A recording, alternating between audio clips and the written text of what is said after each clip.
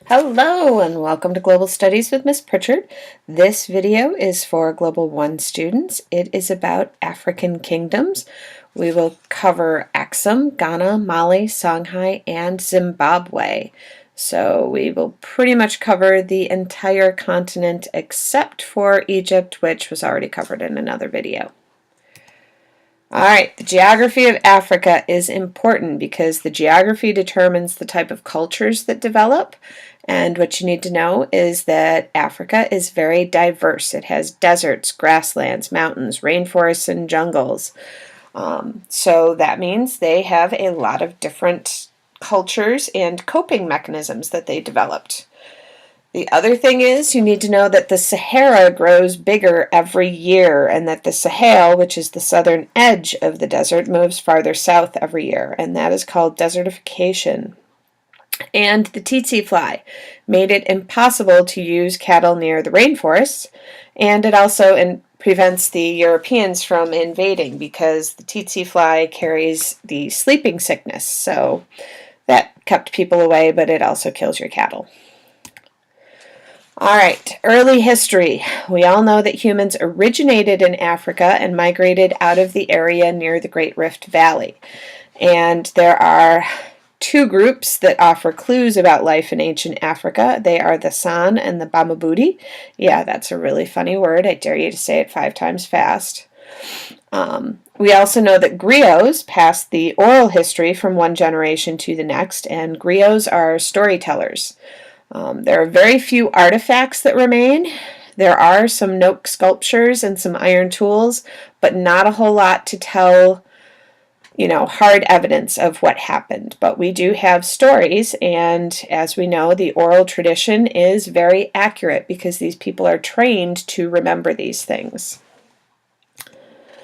All right, one of the earliest cities is Gene, and that was discovered along the Niger River in 1977. It is the oldest known city south of the Sahara, and the artifacts that they have found date back to 250 BC. And it was home to about 50,000 people at its height.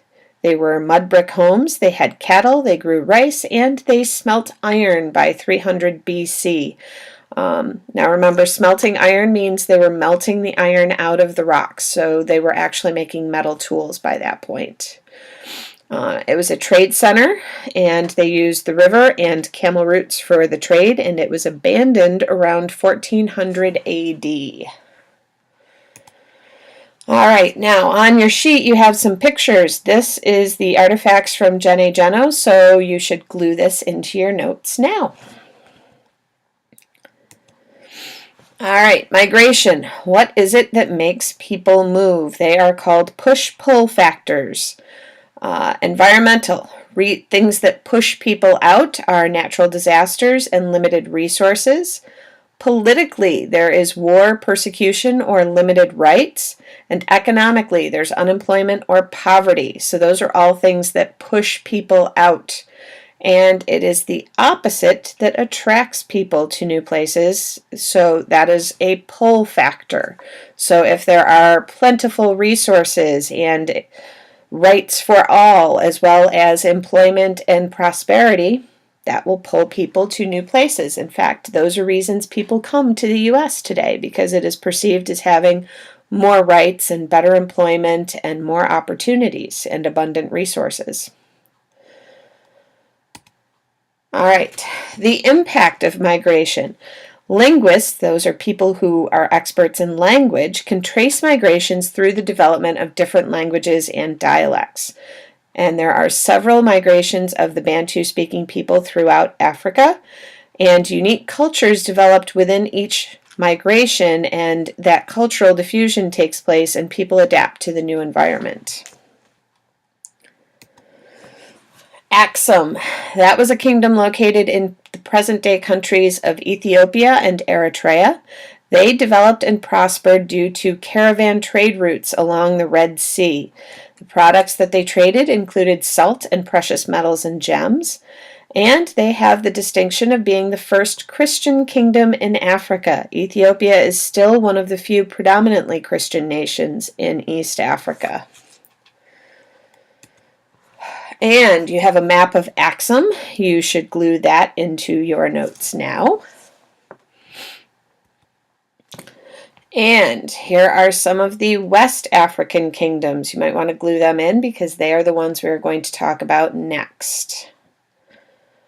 All right, first we have Ghana. It is in West Africa along the Niger River, and it developed and prospered due to location along caravan trade routes. Now remember, caravan trade routes, those are the ones with camels through the desert. And the king taxed traders passing through the kingdom and therefore promised them protection. And remember, if you are going to be protected along the trade route, you're much more willing to take your expensive goods there. And the products that were traded were salt and gold. And they practiced Islam and animism in terms of religion. All right, and there is an example of the caravan routes. You might want to glue this into your notes now. All right, Mali. This was also located in West Africa, east of Ghana, and they developed and prospered due to their location on the trade routes. And at that point, the routes had shifted east. Mansa Musa ruled from 1312 to 1332. And he actually lowered the value of gold during his Hajj to Mecca because he gave so much away. What you need to know is that Mansa Musa is the richest man ever in all of history. Ever. All right, you also need to know Ibn Battuta. He recorded his travels through Timbuktu, the capital of Mali, in the 1350s, and those are some of the best primary sources we have about what the Kingdom of Mali was like.